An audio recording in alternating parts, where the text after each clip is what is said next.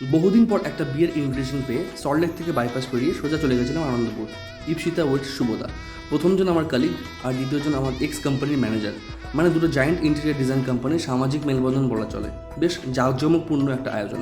খুব খিদে পেয়ে গেছিলো বলে একটু ফিশ পকোড়া, চিজ বল আর পনির পকোড়া খেয়ে পাত্রীর সঙ্গে দেখা করেই চলে এলাম বাইরের স্টলে। সে মানে এলাহি ব্যাপার স্যাপার, অনেক রকমের কাবাব, ফুচকা, চা, শরবত, এর সাথে একটু হাওয়া খেতে চলে এলাম আইস কুলিং ফ্যানের সামনে। মনে হলো যেন কেভেন্টার্সের ছাদে বসে আছি। ভিড়ের জন্য বড়মশাইয়ের কাছে না যেতে পেরে মাথার ওপর দিয়ে একটু উঁকি মেরে চলে এলাম মেন পর্বের খাওয়া দাওয়ার সেরে নিতে। 3 দিক থেকে সাজানো বাফেটের স্টল, হাজার রকম খাবার আইটেম, পুরো কনফিউজ হয়ে গেছিলাম কী ছেড়ে কী খাবো। শেষে নিজের পছন্দের কিছু আইটেম প্লেটে সাজিয়ে নিয়ে বসে পড়লাম কবজি ডুবিয়ে। এরপর একটু লাইম সোডা আর মশালা কোলা খেয়ে ঢেকুর তুলে মুখে একটা মিষ্টি পান গুজে 90s গান শুনতে শুনতে বাড়ি ফিরে এলাম।